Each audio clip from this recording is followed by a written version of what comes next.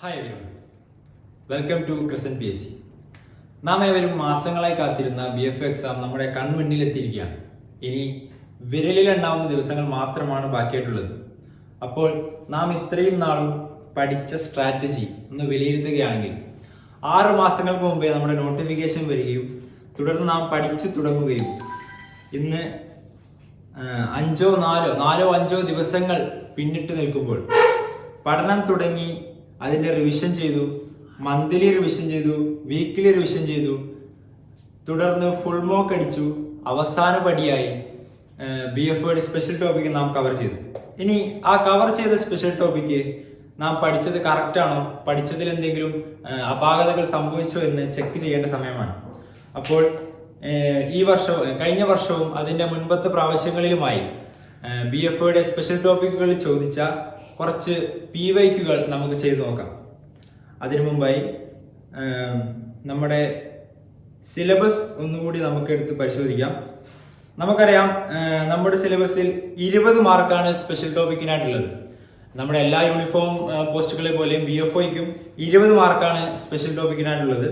അതിൽ 20 മാർക്കിൽ ഫോറസ്റ്റ് എന്ന ഭാഗത്ത് നിന്ന് 6 മാർക്കും, forest definition, role, benefits, western Ghats, national and international organisation forest തുടങ്ങിയ ഭാഗങ്ങളിൽ നിന്നെല്ലാമായി 6 മാർക്കിനും, കൂടാതെ വൈൽഡ് ലൈഫ് എന്ന ഭാഗത്ത് definition, values of wild life തുടങ്ങിയ ടോപ്പിക്കുകളിലൂടെയെല്ലാം 7 മാർക്കും, conservation of forest and wild life എന്ന ഭാഗത്ത് നിന്ന് 5 മാർക്കും, കൂടാതെ IT ഭാഗത്ത് ദ ഇൻഫർമേഷൻ ഓഫ് ആക്ട് 2000 എന്ന ഭാഗത്ത് 2 മാർക്കും, അങ്ങനെ ടോട്ടൽ 20 മാർക്കിനാണ് നമ്മുടെ BF സ്പെഷ്യൽ ടോപ്പിക് ഉള്ളത്.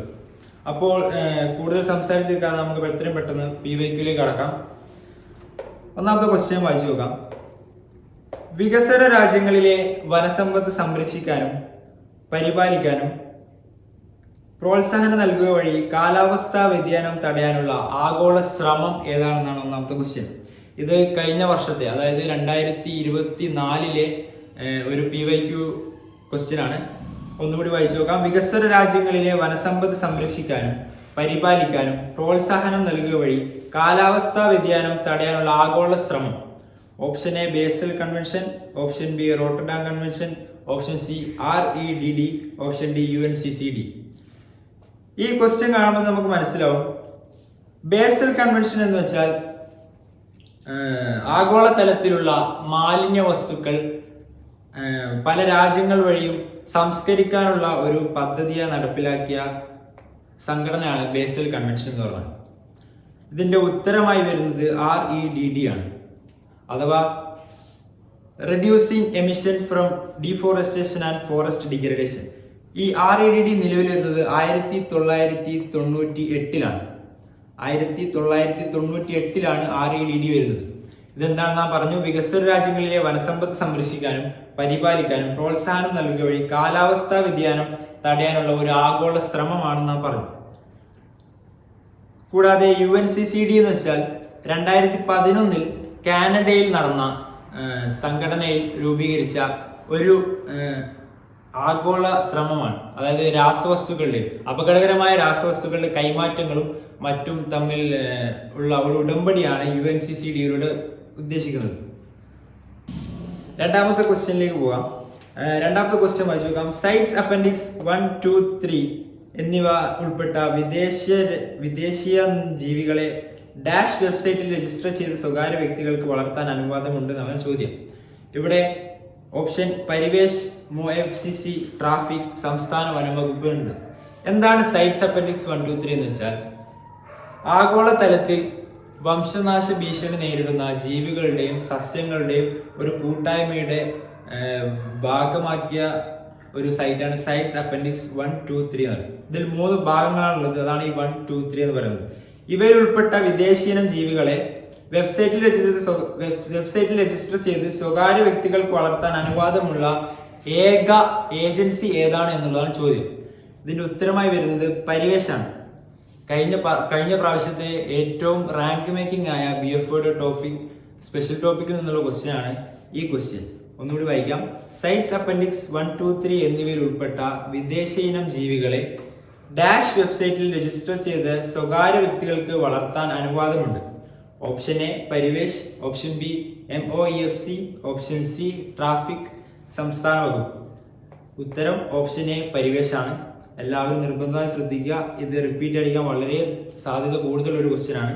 അടുത്ത ക്വസ്റ്റ്യനിലേക്ക് പോവാം. താഴെ തന്നിരിക്കുന്ന ക്യോട്ടോ പ്രോട്ടോകോളുമായി ബന്ധപ്പെട്ട തെറ്റായ പ്രസ്താവനകൾ തിരഞ്ഞെടുക്കുക.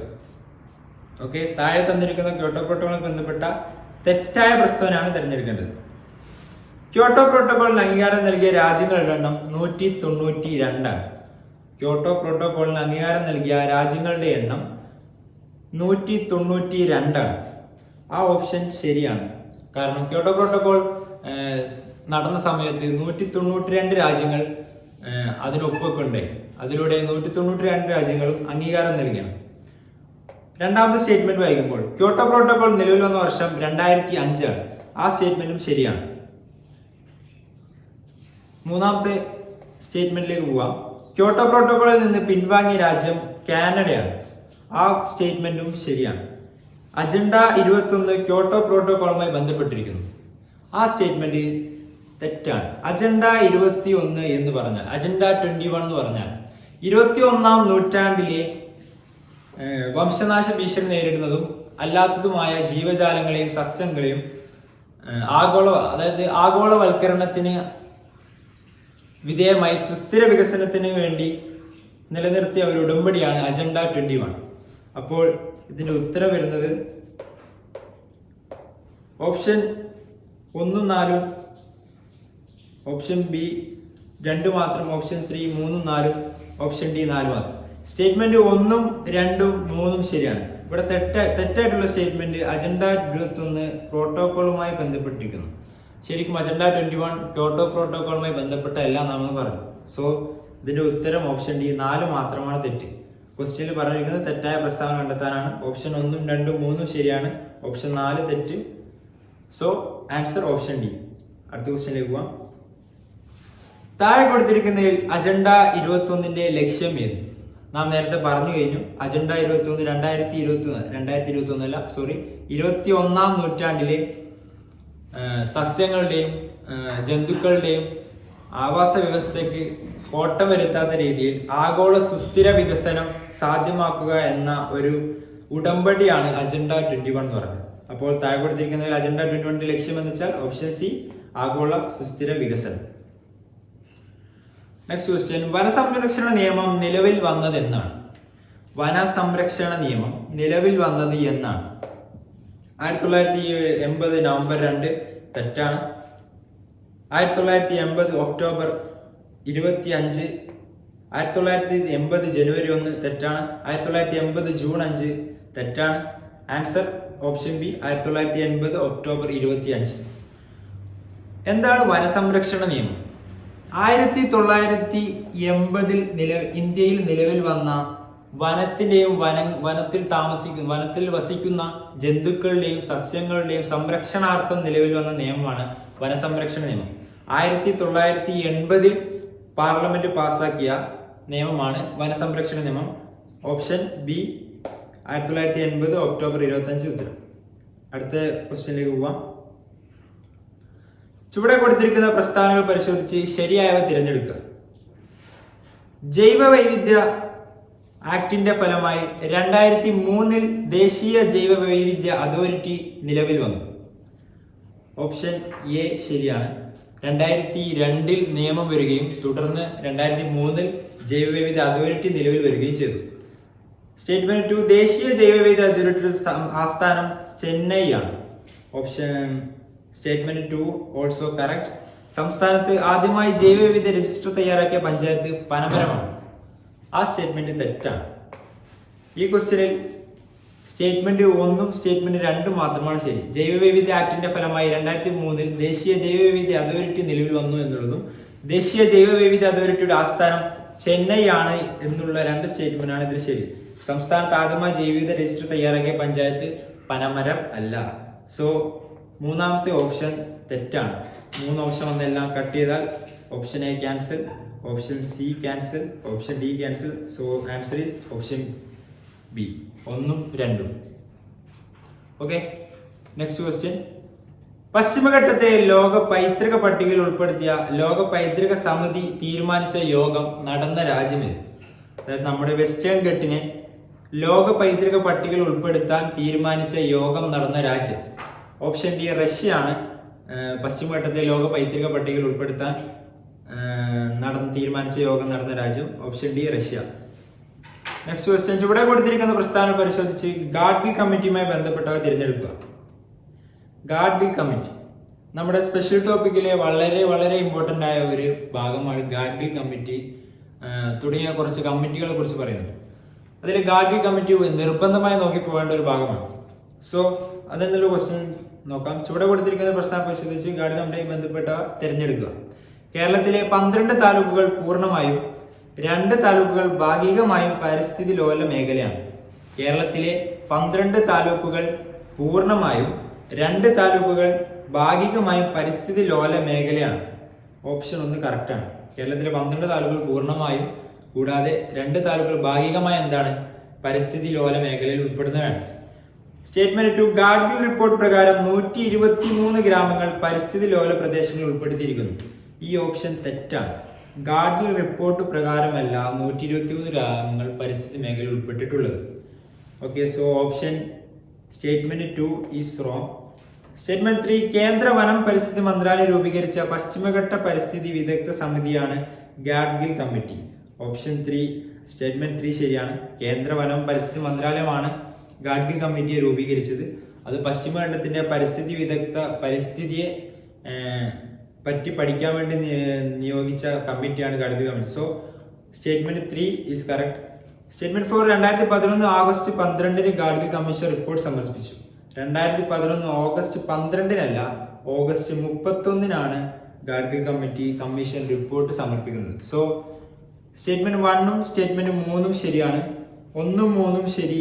ഓപ്ഷൻ സി പ്രസ്താവന 1ഉം 3ഉം എന്നിവ ശരിയാണ് എന്നാണ് ഉത്തരം. അടുത്ത ക്വസ്റ്റ്യൻ. ഇപ്പോൾ ജൈവ വൈവിധ്യവുമായി ബന്ധപ്പെട്ട ശരിയല്ലാത്തത് ഏത്? ജൈവ വൈവിധ്യവുമായി ബന്ധപ്പെട്ട് ശരിയല്ലാത്തത് എന്നാണ് ചോദ്യം. Option A.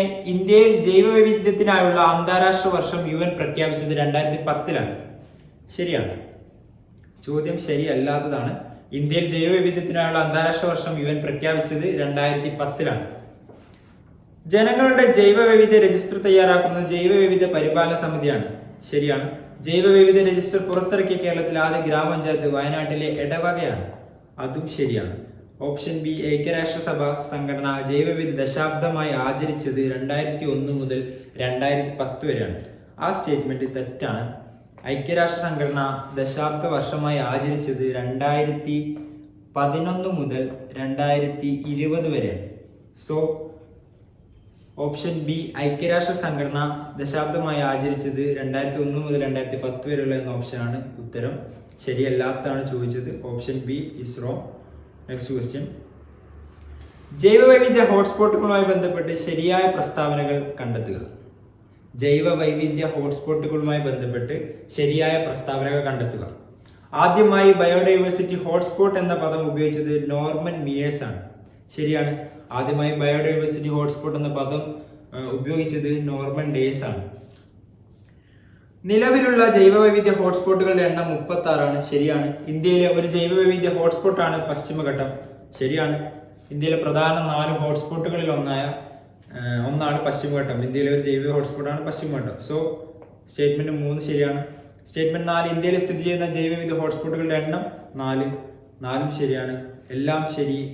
Option B. ശ്രദ്ധിക്കുക, ആദ്യമായി ബയോഡൈവേഴ്സിറ്റി ഹോട്ട്സ്പോട്ട് എന്ന പദം ഉപയോഗിച്ചത് നോർമൻ മിയേഴ്സ് ആണ്. നിലവിലുള്ള ജൈവ വൈവിധ്യ ഹോട്ട്സ്പോട്ടുകളുടെ എണ്ണം 36. ഇന്ത്യയിലെ ഒരു ജൈവ വൈവിധ്യ ഹോട്ട്സ്പോട്ടാണ് പശ്ചിമഘട്ടം. ഇന്ത്യയിൽ സ്ഥിതി ചെയ്യുന്ന ജൈവ വൈവിധ്യ ഹോട്ട്സ്പോട്ടുകളുടെ എണ്ണം 4. ഓക്കെ, ഇന്ത്യയിൽ സ്ഥിതി ചെയ്യുന്ന ഹോട്ട്സ്പോട്ടുകളുടെ എണ്ണം 4. ലോകം മുഴുവനായി നിലനിൽക്കുന്ന ഹോട്ട്സ്പോട്ടുകളുടെ എണ്ണം 36. ബയോഡൈവേഴ്സിറ്റി ഹോട്ട്സ്പോട്ട് എന്ന പദം ആദ്യമായി ഉപയോഗിച്ചത് Norman Myers. Okay, option B എല്ലാം ശരി. അടുത്ത ചോദ്യം നോക്കാം.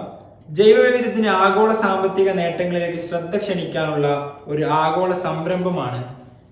Option A team, option B IUCN, option C UNDP, option D WWF. Option D WWF എല്ലാം നമുക്ക് എല്ലാവർക്കും അറിയാം. ഇനി ഓപ്ഷൻ TEEB ഉണ്ട്, ഓപ്ഷൻ ബി IUCN ഉണ്ട്, UNDP ഉണ്ട്. ഇതിന്റെ ഉത്തരം എന്ന് പറയുന്നത് TEEB ആണ്. ജൈവ വൈവിധ്യത്തിന്റെ ആഗോള സാമ്പത്തിക നേട്ടങ്ങളിലേക്ക് ശ്രദ്ധ ക്ഷണിക്കാനുള്ള ഒരു ആഗോള സംരംഭമാണ് TEEB അഥവാ TEEB. Economics of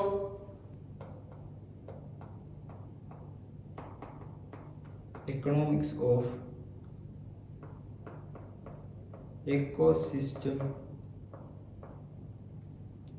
and biodiversity. ഇതാണ് TEEBന്റെ full form. Economics of ecosystem and biodiversity. ഇതിൽ T ഇല്ല, പക്ഷേ ഇതിന്റെ ഫുൾ ഫോം ആണ് സ്റ്റാർട്ട് ചെയ്തത്, തെറ്റിപ്പോകരുത്. TEEB ആണ്. TEEBയുടെ full form economics of ecosystem and biodiversity. Okay, ഒന്നുകൂടി പറയാം. ജൈവവൈവിധ്യത്തിന്റെ ആഗോള സാമ്പത്തിക നേട്ടങ്ങളിലേക്ക് ശ്രദ്ധ ക്ഷണിക്കാനുള്ള ഒരു ആഗോള സംരംഭമാണ് TEEB അഥവാ economics of ecosystem and biodiversity. ജൈവവൈവിധ്യം എന്ന പദം ആദ്യമായി ഉപയോഗിച്ച ശാസ്ത്രജ്ഞനാണ് ജൈവ വൈവിധ്യം എന്ന പദം ആദ്യമായി ഉപയോഗിച്ച ശാസ്ത്രജ്ഞനാണ് WG Rosan. Okay, WG Rosan.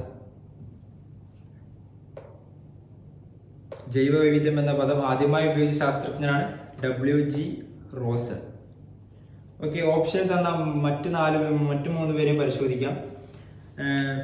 Paul Ehrlich എന്ന് പറഞ്ഞാൽ റിവറ്റ് സിദ്ധാന്തം ആവിഷ്കരിച്ച വ്യക്തിയാണ് പോൾ എർലിക്. റിവറ്റ് സിദ്ധാന്തം ആവിഷ്കരിച്ച വ്യക്തിയാണ് പോൾ എർലിക്. എന്താണ് റിവറ്റ് സിദ്ധാന്തം? ജൈവ വൈവിധ്യം അഥവാ ബയോഡൈവേഴ്സിറ്റിയെ ഒരു എയറോപ്ലെയിൻ, ഒരു വിമാന മാതൃകയിൽ അവതരിപ്പിച്ച സിദ്ധാന്തമാണ് റിവറ്റ് സിദ്ധാന്തം എന്നറിയപ്പെടുന്നത്. അത് ആവിഷ്കരിച്ച ആളാണ് ആര്? Paul Ehrlich. ആരാണ്? Norman Myers. നാം നേരത്തെ പറഞ്ഞു, ബയോഡൈവേഴ്സിറ്റി ഹോട്ട്സ്പോട്ട് എന്ന പദം ആദ്യമായി ഉപയോഗിച്ച ആളാണ് ആര്? Norman Myers. ബയോഡൈവേഴ്സിറ്റി ഹോട്ട്സ്പോട്ട് എന്ന പദം ആദ്യമായി ഉപയോഗിച്ചത് നോർമൻ മിയേഴ്സ്. ജൈവ വൈവിധ്യം എന്ന പദം ആദ്യമായി ഉപയോഗിച്ച ശാസ്ത്രജ്ഞൻ WG റോസൻ. റിവറ്റ് സിദ്ധാന്തം ആവിഷ്കരിച്ച വ്യക്തി പോൾ എർലിക്. അങ്ങനെയാണെങ്കിൽ എഡ്വേർഡ് ഓപ്സൺ വിൽസൺ ആണ് ജൈവ വൈവിധ്യത്തിന്റെ പിതാവ് എന്നറിയപ്പെടുന്നത്. ആരാണ് ജൈവ വൈവിധ്യത്തിന്റെ പിതാവ്? Edward ഓപ്സൺ Wilson. സോ ഒന്നുകൂടി പറയാം. പോൾ എർലിക് ആണ് റിവറ്റ് സിദ്ധാന്തം ആവിഷ്കരിച്ചത്. WG റോസൻ ആണ് ജൈവ വൈവിധ്യം എന്ന പദം ആദ്യമായി ഉപയോഗിച്ചത്. നോർമൻ മിയേഴ്സ് ആണ് ജൈവ വൈവിധ്യ ഹോട്ട്സ്പോട്ട് എന്ന പദം ആദ്യമായി ഉപയോഗിച്ചത്. മാറിപ്പോരുത്. WG റോസൻ ഉപയോഗിച്ചത് ജൈവ വൈവിധ്യം എന്ന പദവും നോർമൻ മിയേഴ്സ് ജൈവ വൈവിധ്യ ഹോട്ട്സ്പോട്ട് എന്ന പദവുമാണ് ആദ്യമായി ഉപയോഗിച്ചത്. എഡ്വേർഡ് ഓപ്സൺ വിൽസൺ ജൈവ വൈവിധ്യത്തിന്റെ പിതാവ് എന്നും അറിയപ്പെടുന്നു. സോ കഴിഞ്ഞ വർഷവും അതിന് മുമ്പത്തെ വർഷവും ചോദിച്ച ഒരു എക്സാം, അതായത് സ്പെഷ്യൽ ടോപ്പിക്ക്, BFയുടെ സ്പെഷ്യൽ ടോപ്പിക്കിലെ NCA ക്വസ്റ്റ്യൻസ് ആണ്. ഇത് നമ്മളാരും കൂടുതൽ പ്രാധാന്യം കൊടുക്കാതെ വിട്ടുകളയുന്ന ഒരു ക്വസ്റ്റ്യൻ പേപ്പറാണ് NCA ക്വസ്റ്റ്യൻ പേപ്പേഴ്സ്. നിർബന്ധമായി നാം നോക്കിയിരിക്കേണ്ട ക്വസ്റ്റ്യൻ ആണ് NCAയുടെ ക്വസ്റ്റ്യൻസ്. കാരണം എന്താ വെച്ചാൽ കോമൺ ആയി നടക്കുന്ന എക്സാം നമ്മൾ എല്ലാവരും നോക്കിപ്പോകും. കാരണം എല്ലാവർക്കും നടക്കുന്നതായത് എല്ലാവരും വൻ ചർച്ചയാക്കി നോക്കും. പക്ഷേ കുറച്ച് നടത്തുന്ന NCA എക്സാംസ്, BFയുടെ ആയാലും ഏത് ഡിപ്പാർട്ട്മെന്റ് എക്സാം ആയാലും NCA എക്സാംസ് ഇടയ്ക്കിടയ്ക്ക് ഉണ്ടാവും. സോ NCA എക്സാംസിന്റെ ക്വസ്റ്റ്യൻ പേപ്പർ നോക്കാന്ന് പറഞ്ഞാൽ മിക്ക ക്വസ്റ്റ്യൻസും റിപ്പീറ്റ് വരിക NCA ക്വസ്റ്റ്യൻ പേപ്പേഴ്സിനായിരിക്കും. സോ കഴിഞ്ഞ 2 വർഷത്തെ 2024ലെയും 2023ലെയും NCA ക്വസ്റ്റ്യൻ പേപ്പറിൽ നിന്നെടുത്ത വളരെ ഇമ്പോർട്ടന്റ് തോന്നിപ്പിക്കുന്ന വിധത്തിലുള്ള കുറച്ച് ക്വസ്റ്റ്യൻസ് കൂടി ഉണ്ട്. അതും കൂടി ചെക്ക് ചെയ്യാം. സൈറ്റ്സ് അപ്പൻഡിക്സ് 1, 2, 3 എന്നിവയിൽ ഉൾപ്പെട്ട വിദേശ ജീവികളെ വെബ്സൈറ്റ് സ്വകാര്യ വ്യക്തികൾ വളർത്താനാവുന്നതാണ്. നാം ഒരിക്കൽ പറഞ്ഞു പരിവേഷ്. ഓപ്ഷനെ പരിവേഷ്. പശ്ചിമഘട്ടത്തിലെ പ്രാദേശിക ഇനം അല്ലാത്ത ഏത്? എൻഡമിക് സ്പീഷീസ് അല്ലാത്തത് ഏത് എന്നാണ് ചോദ്യം. ഓപ്ഷൻ എ പാതാളത്തവള, ഓപ്ഷൻ ബി തവിടൻ കുരങ്ങ്, ഓപ്ഷൻ സി സിംഹവാലൻ കുരങ്ങ്, ഓപ്ഷൻ ഡി വരയാണ്. ഈ ക്വസ്റ്റ്യൻ ക്യാൻസൽ ആണ്.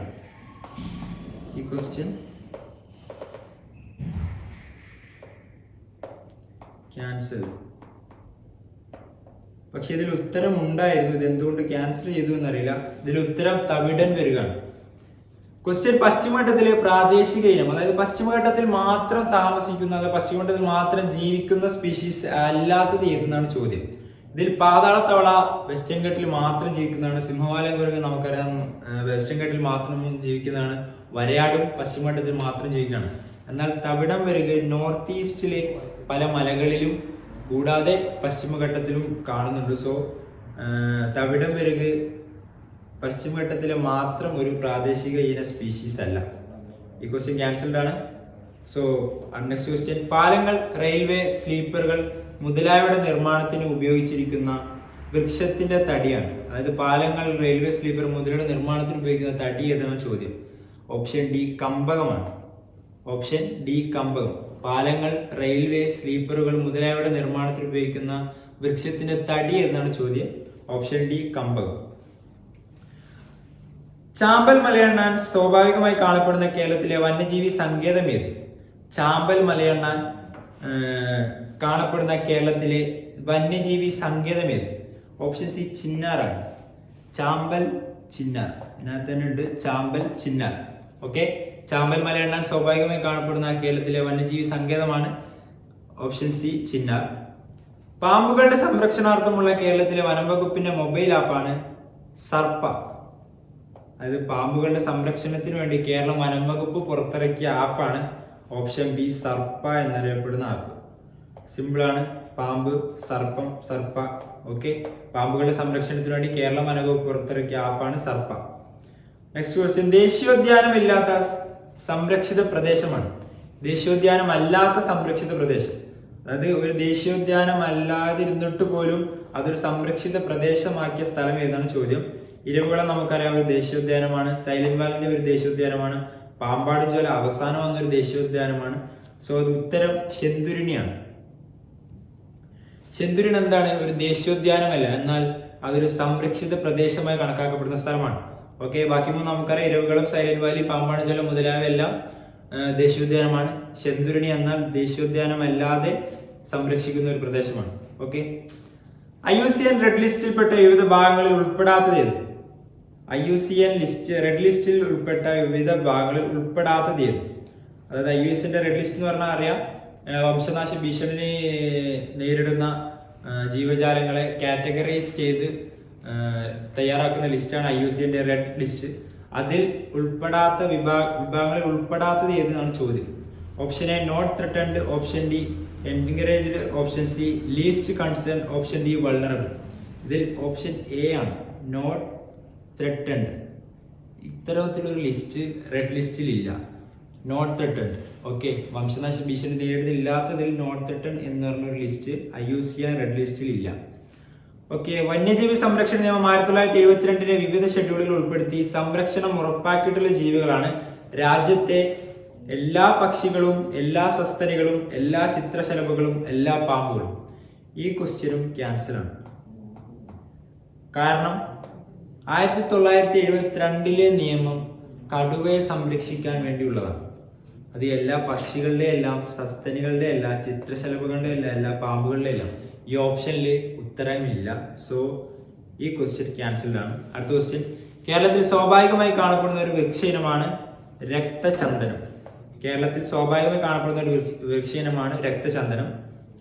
വനങ്ങളുടെ വന്യജീവികളുടെ സംരക്ഷണം പൗരന്റെ അടിസ്ഥാന കടമയാണെന്ന് വ്യക്തമാക്കുന്ന ഭരണഘടനയുടെ ആർട്ടിക്കിളാണ് 51AG. ഓക്കെ, വനങ്ങളുടെയും വന്യജീവികളുടെയും സംരക്ഷണം പൗരന്റെ അടിസ്ഥാന കടമയാണെന്ന് വ്യക്തമാക്കുന്ന ഭരണഘടനയുടെ ആർട്ടിക്കിളാണ് 51AG. 51AG. ഇത് പഠിക്കാൻ സിമ്പിൾ വഴിയുണ്ട്. 51 പൗരന്റെ കടമ എന്ന് നമുക്ക് എല്ലാവർക്കും അറിയാം. 51AG. ജി നമുക്ക് ഗ്രാസ് എടുക്കാം. ഗ്രാസ്, പുല്ല്. സോ കാട്, വനം, വന്യജീവി, കാട്, grass. 51AG. So option B 51AG ആണ് വനം, വന്യജീവി സംരക്ഷണം പൗരന്റെ അടിസ്ഥാന കടമയാണെന്ന് പറയുന്ന ഭരണഘടനയുടെ ആർട്ടിക്കിൾ. നെക്സ്റ്റ് ക്വസ്റ്റ്യൻ, പശ്ചിമഘട്ടം ഒരു യുനെസ്കോ ബയോസ്ഫിയർ റിസർവ് ആണോ, യുനെസ്കോ ബയോഡൈവേഴ്സിറ്റി ഹോട്ട്സ്പോട്ട് ആണോ, നീലഗിരി ബയോസ്ഫിയർ റിസർവ് ആണോ, യുനെസ്കോ വേൾഡ് ഹെറിറ്റേജ് സെന്റർ ആണോ? പശ്ചിമഘട്ടം ഒരു യുനെസ്കോ ബയോസ്ഫിയർ റിസർവ് ആണോ, യുനെസ്കോ ബയോസ്ഫിയർ ഹോട്ട്സ്പോട്ട് ആണോ, യുനെസ്കോ വേൾഡ് ഹെറിറ്റേജ് സെന്റർ ആണോ, നീലഗിരി ബയോസ്ഫിയർ റിസർവ് ആണോ? നീലഗിരി ബയോസ്ഫിയർ റിസർവ് ആണെന്ന് തോന്നും, എന്നാലല്ല. Option C UNESCO world heritage centre ആണ് പശ്ചിമഘട്ടം. പശ്ചിമഘട്ടം ഒരു യുനെസ്കോ വേൾഡ് ഹെറിറ്റേജ് സെന്റർ എന്നാണ് അറിയപ്പെടുക. Okay, next question. വംശനാശം സംഭവിച്ചതായി ഒരു നൂറ്റാണ്ടിലേറെ കരുതപ്പെടുകയും പിൽക്കാലത്ത് ഇവ കേരളത്തിലെ വനമേഖലയിൽ ഉള്ളതായി കണ്ടെത്തിയ ഒരു പക്ഷിയാണ്. അതായത് വംശനാശം സംഭവിച്ചതായി കണക്കാക്കപ്പെടുകയും പിൽക്കാലത്ത് കേരളത്തിന്റെ വിവിധ പശ്ചിമഘട്ട ഭാഗങ്ങളിൽ ഉള്ളതായി കണ്ടെത്തിയ ഒരു പക്ഷിയാണ് മാക്കാച്ചിക്കാട. Option D, മാക്കാച്ചിക്കാട. ഇത് വളരെ റെയർ ആയിട്ടുള്ള ഒരു ക്വസ്റ്റ്യൻ ആണ്. റിപ്പീറ്റ് അടിച്ചാൽ അത്രയും നല്ലത്. വംശനാശം സംഭവിച്ചത് ഒരു നൂറ്റാണ്ടിലേറെ കരുതപ്പെടും പിൽക്കാലത്ത് ഇവ കേരളത്തിലെ വനമേഖലയിൽ ഉള്ളതായി കണ്ടെത്തിയ ഒരു പക്ഷിയാണ് മാക്കാച്ചിക്കാട. ഓക്കെ, ഓപ്ഷൻ ഡി, മാക്കാച്ചിക്കാട. അധിനിവേശ സസ്യജന്തു വിഭാഗങ്ങളിൽ പെടാത്തത് ഏത്? അതായത് അധിനിവേശ സസ്യജന്തു വിഭാഗങ്ങളിൽ പെടാത്തത് ഏത്? അധിനിവേശ സസ്യജന്തു വിഭാഗങ്ങളിൽ പെടാത്തത് ഏത്? ഓപ്ഷൻ സി, കാട്ടുപന്നിയാണ്, വൈൽഡ് ബോർ. ഈ ഓപ്ഷൻ 4 വായിച്ചാൽ നമുക്ക് മനസ്സിലാവും. ചെഞ്ചവിയനാമ അധിനിവേശ ജന്തുവാണ്. ആഫ്രിക്കൻ മുഷി അധിനിവേശ ജന്തുവാണ്. ധൃതരാഷ്ട്ര പച്ച ബിറ്റർ വൈൻ അധിനിവേശ സസ്യമാണ്. സോ കാട്ടുപന്നി എന്തല്ല, അധിനിവേശ സസ്യമോ ജന്തുവോ അല്ല. കാട്ടുപന്നി ഒരു അധിനിവേശ ജന്തുവല്ല. സോ ഈ വിഭാഗത്തിൽ പെടാത്തത് കാട്ടുപന്നി അഥവാ wild boar. Option C correct. Next question. അന്താരാഷ്ട്ര കടുവ ദിനം ആചരിക്കുന്ന ദിവസം എല്ലാവർക്കും പറയാം, ജൂലൈ 29. റിസർവ് വനത്തിന്റെ അന്തിമ വിജ്ഞാപനം കേരള വന നിയമം 1961 സെക്ഷൻ ഡാഷ് പ്രകാരം ചെയ്യുന്നു. റിസർവ് വനത്തിന്റെ അന്തിമ വിജ്ഞാപനം കേരള വന നിയമം 1961 സെക്ഷൻ 19 പ്രകാരമാണോ, സെക്ഷൻ 16 പ്രകാരമാണോ, സെക്ഷൻ 4 പ്രകാരമാണോ, സെക്ഷൻ 20 പ്രകാരമാണോ? നമുക്ക് നോക്കാം. സെക്ഷൻ 19 പ്രകാരമാണ് റിസർവ് വനത്തിന്റെ അന്തിമ വിജ്ഞാപനം കേരള വന നിയമ ആക്ട് പുറപ്പെടുവിക്കുന്നത്. കേരള വന നിയമ ആക്ട് നിലവിൽ വന്നത് 1961. അതിലെ സെക്ഷൻ 19 പ്രകാരമാണ് റിസർവ് വനത്തിന്റെ അന്തിമ വിജ്ഞാപനം നടപ്പിലാക്കുന്നത്. അപ്പൊ ഓപ്ഷൻ എ, സെക്ഷൻ 19. വ്യാജ അക്കൗണ്ടുകൾ ഉപയോഗിച്ച് സാമൂഹ്യ മാധ്യമത്തിലൂടെ ഒരു IT എന്നുള്ള ക്വസ്റ്റ്യൻ ആണ്. ഓക്കെ, കഴിഞ്ഞ പ്രാവശ്യത്തെ ക്വസ്റ്റ്യനിലെ NCA ക്വസ്റ്റ്യൻ പേപ്പറിലെ IT എന്നുള്ള ക്വസ്റ്റ്യൻ ആണ്. വ്യാജ അക്കൗണ്ടുകൾ ഉപയോഗിച്ച് സാമൂഹ്യ മാധ്യമങ്ങളിലൂടെ ഒരു വ്യക്തിയെ അപകീർത്തിപ്പെടുത്തുന്നതിന് വിവര സാങ്കേതിക വിദ്യാ നിയമം 2000 ഏത് വകുപ്പ് പ്രകാരമാണ് ശിക്ഷാർഹമാകുന്നത്? വ്യാജ അക്കൗണ്ടുകൾ ഉപയോഗിച്ച് സാമൂഹ്യ മാധ്യമങ്ങളിലൂടെ ഒരു വ്യക്തിയെ അപകീർത്തിപ്പെടുത്തുന്നത് വിവര സാങ്കേതിക വിദ്യാ നിയമം 2000 ഏത് വകുപ്പ് പ്രകാരമാണ് ശിക്ഷാർഹമാകുന്നത്? ഓപ്ഷൻ എ 66D ആണ്. 66D പ്രകാരമാണ് വ്യാജ അക്കൗണ്ട് ഉപയോഗിച്ച് മറ്റൊരാളെ ഭീഷണിപ്പെടുത്തുകയോ മറ്റൊരാളുടെ സാങ്കേതിക വിദ്യകൾ മോഷ്ടിച്ചെടുക്കുകയോ ചെയ്യുന്ന കുറ്റങ്ങൾ സെക്ഷൻ 66D ഉൾപ്പെടുന്നത്. സോ ഓപ്ഷൻ എ, സെക്ഷൻ വകുപ്പ് 66D. അടുത്ത ക്വസ്റ്റ്യൻ നോക്കാം. വന്യജീവി സംരക്ഷണ നിയമം 1972 വേട്ടയെ നിർവചിക്കുന്ന സെക്ഷൻ. വന്യജീവി സംരക്ഷണ നിയമം 1972 ഇറങ്ങിയ വന്യജീവി സംരക്ഷണ നിയമത്തിൽ വേട്ടയെ നിർവചിക്കുന്ന സെക്ഷൻ എന്താണ്? വേട്ട എന്തൊക്കെ ചെയ്താലാണ് വേട്ടയിൽ ഉൾപ്പെടുക? ആരൊക്കെയാണ് വേട്ടയ്ക്ക് ഉപയോഗിക്കാൻ കഴിയുന്ന മൃഗങ്ങൾ എന്നിവയെ കുറിച്ച് പറയുന്നതാണ് 1972 വന്യജീവി സംരക്ഷണയിലെ വേട്ട എന്ന് നിർവചിക്കുന്ന സെക്ഷൻ. ആ സെക്ഷൻ ഏതാണെന്നാണ് question. Option A 2002/15, option B 2/16, option C 2/17, option D 2/18. ഉത്തരം ഓപ്ഷൻ ബി 2/16 ആണ് വേട്ടയെ കൊണ്ട് നിർവചിക്കുന്ന സെക്ഷൻ. ഓക്കെ, വന്യജീവി സംരക്ഷണ നിയമം 1972 വേട്ടയെ നിർവചിക്കുന്ന സെക്ഷനാണ് 2/16. Option B 2/16. നോട്ടിഫൈഡ് സാങ്ച്വറി അല്ലാത്തത് ഏത്? ഓപ്ഷൻ എ ചുലന്നൂർ മയിൽ സാങ്ച്വറി, മംഗളവനം പക്ഷി സങ്കേതം, കുമരകം പക്ഷി സങ്കേതം, തട്ടേക്കാട് പക്ഷി സങ്കേതം. ഓപ്ഷൻ സി കുമരകം പക്ഷി സങ്കേതമാണ് നോട്ടിഫൈഡ് സാങ്ച്വറി അല്ലാത്തത്. ബാക്കി 3 ചുലന്നൂർ മയിൽ സാങ്ച്വറിയും മംഗളവനം പക്ഷി സങ്കേതവും തട്ടേക്കാട് പക്ഷി സങ്കേതം എന്താണ്? നോട്ടിഫൈഡ് സാങ്ച്വറി ആണ്. ഇതിൽ നോട്ടിഫൈഡ് സാങ്ച്വറി അല്ലാത്തത് കുമരകം പക്ഷി സങ്കേതമാണ്. താഴെ പറയുന്നതിൽ പശ്ചിമഘട്ടം കടന്നു പോകാത്ത സംസ്ഥാനം ഏത്? വളരെ സിമ്പിളായ ബേസിക് ക്വസ്റ്റ്യൻ ആണ്. താഴെ പറയുന്നതിൽ പശ്ചിമഘട്ടം കടന്നു പോകാത്ത സംസ്ഥാനം ഏത്? ഗുജറാത്ത് കടന്നു പോകും, മഹാരാഷ്ട്ര കടന്നു പോകും, കർണാടക കടന്നു പോകും, ഉത്തർപ്രദേശ് കടന്നു പോകുന്നില്ല. സിമ്പിൾ ആണ്. നമ്മുടെ ഇന്ത്യയുടെ മാപ്പ് ജസ്റ്റ് ഒന്ന് വരച്ചു നോക്കിയാൽ നമുക്ക് മനസ്സിലാവും. ഈ ഭാഗത്ത് ഗുജറാത്ത് വരും, മഹാരാഷ്ട്ര, ഇവിടെ ഗോവ, കർണാടക, കേരളം, തമിഴ്നാട്, ഉത്തർപ്രദേശ് വരുന്നത് ഈ ഭാഗങ്ങളിലാണ്. സോ എന്ത് വരില്ല? പശ്ചിമഘട്ടം ഉത്തർപ്രദേശുമായി ബന്ധമില്ല. So option C Uttar Pradesh. വനഭൂമി വനേതര ആവശ്യങ്ങൾ നിയന്ത്രിക്കുന്ന ആക്ട് ഏതാണ്?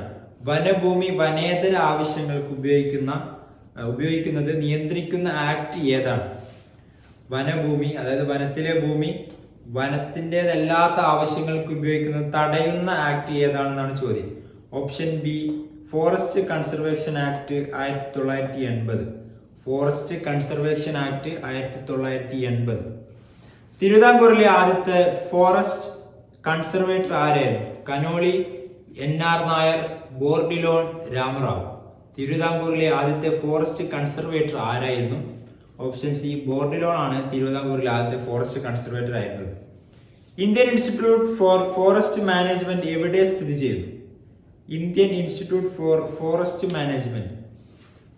മാനേജ്മെന്റിനുള്ള ഇന്ത്യയുടെ ഇൻസ്റ്റിറ്റ്യൂട്ട് എവിടെ സ്ഥിതി ചെയ്യുന്നു? ഓപ്ഷൻ സി ഭോപ്പാലിലാണ് ഇന്ത്യയുടെ ഫോറസ്റ്റ് മാനേജ്മെന്റ് ഇൻസ്റ്റിറ്റ്യൂട്ട് സ്ഥിതി ചെയ്യുന്നത്. Option C Bhopal. ഭീമൻ പാണ്ട, ജയൻ പാണ്ട ഔദ്യോഗിക ചിഹ്നമുള്ള സംഘടന ഏത്? അന്താരാഷ്ട്ര സംഘടനകളും UN എന്ന ടോപ്പിക്കിലും നാം പഠിക്കുന്നുണ്ട്, സ്പെഷ്യൽ ടോപ്പിക്കിലും നാം പഠിക്കുന്നുണ്ട്. ഭീമൻ ജയന്റ് പാണ്ട ഔദ്യോഗിക ചിഹ്നമായുള്ള സംഘടന ഏത്? ഓപ്ഷൻ എ WWF ആണ് ഭീമൻ പാണ്ട അഥവാ ജയന്റ് പാണ്ട ഔദ്യോഗിക ചിഹ്നമായുള്ള സംഘടന WWF. Okay, WWF. താഴെ പറയുന്നതിൽ പശ്ചിമഘട്ടത്തിൽ മാത്രം കാണുന്ന മരം ഏതാണ്? പശ്ചിമഘട്ടത്തിൽ മാത്രം കാണുന്ന മരം ഏതാണ്? സാൽ, ചെങ്കുറിഞ്ഞി, പൈൻ, മുകളിൽ പറഞ്ഞതൊന്നുമല്ല. താഴെ പറയുന്നതിൽ പശ്ചിമഘട്ടത്തിൽ മാത്രം കാണപ്പെടുന്ന മരം ഏതാണെന്നാണ് ചോദ്യം. സാൽ, ചെങ്കുറിഞ്ഞി, പൈൻ, മുകളിൽ പറഞ്ഞവയൊന്നുമല്ല. ഓപ്ഷൻ ബി ചെങ്കുറിഞ്ഞിയാണ് പശ്ചിമഘട്ടത്തിൽ മാത്രം കാണുന്ന മരം. സാൽ, പൈൻ ഇവയെല്ലാം മറ്റ് ഹിമാലയങ്ങളുടെ താഴ്വരകളിലും മറ്റും കാണാൻ കഴിയുന്നതാണ്. ചെങ്കുറിഞ്ഞി മാത്രമാണ് പശ്ചിമഘട്ടത്തിൽ കാണാൻ കഴിയുന്ന മരം. കേരള വൃക്ഷ സംരക്ഷണ നിയമം നിലവിൽ വന്നത് ഏത് വർഷമാണ്? കേരള വൃക്ഷ സംരക്ഷണ നിയമം നിലവിൽ വന്നത് ഏത് വർഷമാണ്? 1986 കേരള വൃക്ഷ സംരക്ഷണ നിയമം നിലവിൽ വന്നത്.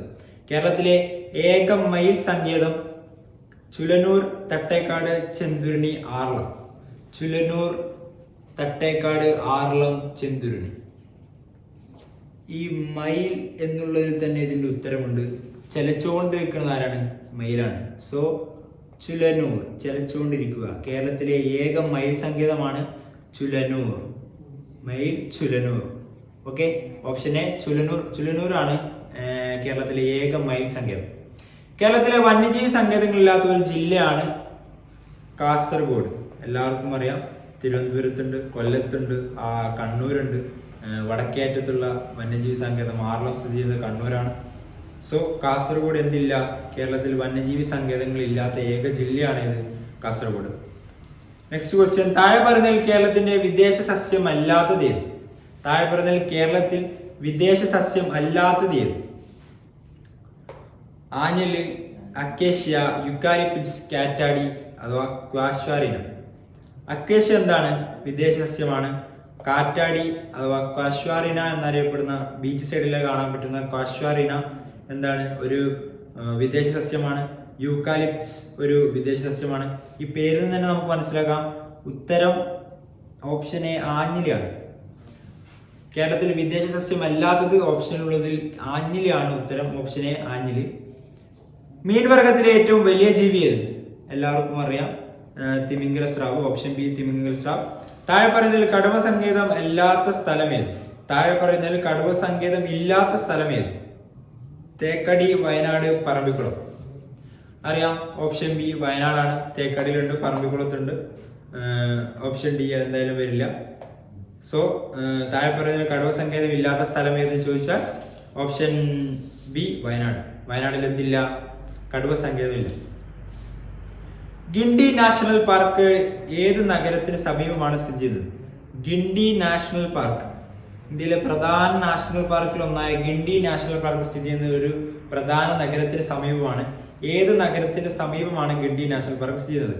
Option A Delhi, B Bangalore, C Mumbai, D Chennai. Option D ചെന്നൈയുടെ സമീപത്തായാണ് ഗിണ്ടി നാഷണൽ പാർക്ക് സ്ഥിതി ചെയ്യുന്നത്. ഓക്കെ, ഓപ്ഷൻ ഡി ചെന്നൈയുടെ സമീപത്താണ് ഗിണ്ടി നാഷണൽ പാർക്ക് സ്ഥിതി ചെയ്യുന്നത്. നെക്സ്റ്റ് ക്വസ്റ്റ്യൻ, താഴെ പറയുന്നവയിൽ ശരിയായ പ്രസ്താവന ഏതാണ്? വരയാട് മൂന്നാറിൽ മാത്രം കാണപ്പെടുന്നു. ശരിയാവാം, അവിടെ നിൽക്കട്ടെ. വരയാട് ഇടുക്കി ജില്ലയിൽ മാത്രം കാണപ്പെടുന്നു. അതും ശരിയാവാം. വയനാട് തിരുവനന്തപുരം ജില്ലയിലെ വനങ്ങളിലും കാണപ്പെടുന്നു. തിരുവനന്തപുരം ജില്ലയിലെ വനങ്ങളിൽ ആര് കാണപ്പെടുന്നില്ല? വരയാട് കാണപ്പെടുന്നില്ല. സോ ചോദ്യം ശരിയായ പ്രസ്താവന ഏതാണ് എന്നാണ്. വരയാട് തിരുവനന്തപുരം ജില്ലയിലെ വനങ്ങളിൽ കാണപ്പെടുന്നു. തെറ്റാണ്. വരയാട് ഇടുക്കി ജില്ലയിൽ മാത്രം കാണപ്പെടുന്നു. അതും തെറ്റാണ്. ഓപ്ഷൻ എ വരയാട് മൂന്നാറിൽ കാണപ്പെടുന്നു. ഓപ്ഷൻ എ ആണ് ആൻസർ. താഴെ പറഞ്ഞത് ശരിയായ പ്രസ്താവന ഏതാണെന്നാണ് ചോദ്യം. വരയാട് മൂന്നാറിൽ മാത്രം കാണപ്പെടുന്നു എന്നുള്ളതാണ് ശരി. നെക്സ്റ്റ് ക്വസ്റ്റ്യൻ, സംസ്ഥാന വന്യജീവി ബോർഡിന്റെ ചെയർമാൻ ആരാണ്? സംസ്ഥാന വന്യജീവി ബോർഡിന്റെ ചെയർമാൻ ആരാണ്? മുഖ്യമന്ത്രി, ചീഫ് മിനിസ്റ്റർ ആണ് സംസ്ഥാന വന്യജീവി ബോർഡിന്റെ ചെയർമാൻ. എന്താണ് NTFP? NTFP എന്ന് പറഞ്ഞാൽ എന്താണ്? കടുവകളിൽ ഉണ്ടാകുന്ന ഒരുതരം അസുഖമാണോ? അല്ല, ഓപ്ഷൻ എ തെറ്റാണ്. വന്യജീവി സംരക്ഷണവുമായി ബന്ധപ്പെട്ട ഒരു സംഘടന? തെറ്റാണ്. മുകളിൽ പറഞ്ഞതൊന്നുമല്ല, അതെന്തായാലും വരില്ല എന്നറിയാം. സോ ഓപ്ഷൻ ബി തടി ഇതര വനോൽപ്പന്നങ്ങളെ പറ്റി പറയുന്നതാണ് NTFP. എന്താണ് തടി ഇതര വനോൽപ്പന്നങ്ങൾ? തടി ഇതര വനോൽപ്പന്നങ്ങൾ അതായത് വനത്തിലെ തടി, മരങ്ങളല്ലാതെ ഉള്ള ബാക്കി എല്ലാ ഉൽപ്പന്നങ്ങളെ കുറിച്ച് പറയുന്നതാണ് എന്ത്? NTFP. തടി ഇതര വനോൽപ്പന്നങ്ങളെ കുറിച്ച് പറയുന്നതാണ് NTFP. സോ ഓപ്ഷൻ ബി തടി ഇതര വനോൽപ്പന്നങ്ങൾ. പ്രൊജക്ട് എലിഫന്റ് ആരംഭിച്ച വർഷം 1992. Option A 1992. കേരളത്തിലെ ഒരു പ്രത്യേക ഭൂപ്രദേശം റിസർവ് വനമായി പ്രഖ്യാപിക്കുന്നത് ഏത് നിയമപ്രകാരമാണ്? ക്വസ്റ്റ്യൻ, കേരളത്തിലെ ഒരു പ്രത്യേക ഭൂപ്രദേശം റിസർവ് വനമായി പ്രഖ്യാപിക്കുന്നത് ഏത് നിയമപ്രകാരമാണ്? Kerala forest act. Forest act 1961 പ്രകാരമാണ് കേരളത്തിലെ ഒരു പ്രത്യേക ഭൂപ്രദേശം റിസർവ് വനമായി പ്രഖ്യാപിക്കുകയോ വേണ്ടയോ എന്ന് തീരുമാനിക്കുന്നത്. കേരള ഫോറസ്റ്റ് ആക്ട് 1961 പ്രകാരമാണ്. അടുത്ത IT ആക്ടിലെ 2 ക്വസ്റ്റ്യൻസ് നോക്കാം. IT നിയമത്തിലെ ഈ വ്യവസ്ഥ പകർപ്പവകാശ നിയമത്തിന് കീഴിൽ ലഭ്യമായതിനും അപ്പുറമുള്ള കമ്പ്യൂട്ടർ സോഴ്സ് ഡോക്യുമെന്റുകൾ സംരക്ഷിക്കാനുള്ള ശ്രമമാണ്. ക്വസ്റ്റ്യൻ കുറച്ച് ട്രിക്കിയാണ്. IT നിയമത്തിലെ ഈ വ്യവസ്ഥ, അതായത് IT വ്യവസ്ഥയിൽ പറയാൻ പോകുന്ന ആർട്ടിക്കിൾ പകർപ്പവകാശ നിയമത്തിന് കീഴിൽ ലഭ്യമായതിലും അപ്പുറമുള്ള കമ്പ്യൂട്ടർ സോഴ്സ് ഡോക്യുമെന്റുകൾ സംരക്ഷിക്കാനുള്ള ശ്രമമാണ്. ഇതിന്റെ ഉത്തരം സെക്ഷൻ 65 അഥവാ 65 ആണ്. IT നിയമത്തിലെ പകർപ്പവകാശ നിയമത്തിന് കീഴിൽ ലഭ്യമായതിലും അപ്പുറമുള്ള കമ്പ്യൂട്ടർ സോഴ്സ് ഡോക്യുമെന്റുകൾ സംരക്ഷിക്കാനുള്ള ശ്രമമായി കണക്കാക്കുന്നത് സെക്ഷൻ 65 ആണ്. ജോയിന്റ് അക്കാദമി നെറ്റ്വർക്കിലേക്ക് അനധികൃത ആക്സസ് നേടിയ പ്രതി അംഗീകൃത ഉപയോക്താക്കൾക്ക് പ്രവേശനം നിഷേധിക്കുന്നതിനായി ഫയലുകൾ ഇല്ലാതാക്കുകയും ചേർക്കുകയും പാസ്വേഡുകൾ മാറ്റുകയും ചെയ്തു. ഒന്നുകൂടി വായിക്കാം. ജോയിന്റ് അക്കാദമി നെറ്റ്വർക്കിലേക്ക് അനധികൃത ആക്സസ് നേടിയ പ്രതി അംഗീകൃത ഉപയോക്താക്കൾക്ക് പ്രവേശനം നിഷേധിക്കുന്നതിനായി ഫയലുകൾ ഇല്ലാതാക്കുകയും പാസ്വേഡുകൾ മാറ്റുകയും ചെയ്തു. IT ആക്ട് പ്രകാരം പ്രതി കുറ്റം ഏത് വകുപ്പിന് കീഴിലാണ് വരിക എന്നുള്ളതാണ് ചോദ്യം. ഇതിൽ ആകെപ്പാടെ നോക്കേണ്ട സ്റ്റേറ്റ്മെന്റ് ഫയലുകൾ ഇല്ലാതാക്കി, പാസ്വേഡുകൾ മാറ്റപ്പെട്ടു. ഈ 2 സ്റ്റേറ്റ്മെന്റ് കണ്ടാൽ തന്നെ നമുക്ക് മനസ്സിലാവും. ഓപ്ഷൻ സി സെക്ഷൻ 66 ആണ് ഉത്തരം. ഓക്കെ, സെക്ഷൻ 66 പറയുന്നത് എന്താണ്? പാസ്വേഡ് മാറ്റുക, ഫയലുകൾ ഇല്ലാതാക്കുക, ഫയലുകൾ കൂട്ടിച്ചേർക്കുക തുടങ്ങിയ ക്രിമിനൽ ഒഫൻസുകളെ കുറിച്ച് പറയുന്ന സെക്ഷനാണ് section 66. So option C section 66. അപ്പോ കഴിഞ്ഞ 2 വർഷങ്ങളിൽ ചോദിച്ച വളരെ പ്രാധാന്യം അറിയിക്കുന്ന കുറച്ച് ക്വസ്റ്റ്യൻസ് ആണ് നാം ഇപ്പോൾ ഡിസ്കസ് ചെയ്തത്. ഇനിയുള്ള ദിവസങ്ങൾ, ഇനിയിപ്പോൾ 3-4 ദിവസങ്ങൾ മാത്രമേ നമ്മുടെ എക്സാമിന് വേണ്ടിയുള്ളൂ. മാക്സിമം ഫുൾ മോക്ക് അടിക്കുക, മാക്സിമം BFO സ്പെഷ്യൽ ടോപ്പിക്കുകൾ വായിച്ച് പഠിക്കുക, പിന്നെയും വായിക്കുക. റിവിഷൻ ചെയ്തുകൊണ്ടേയിരിക്കുക, ഉറക്കൊക്കെ കുറച്ച് കുറച്ച് കൊണ്ടുവരിക. ദെൻ എക്സാമുകൾ അറ്റൻഡ് ചെയ്യുക, പോസിറ്റീവ് ആവുക. So good luck. കാണാം. സൈനിങ്.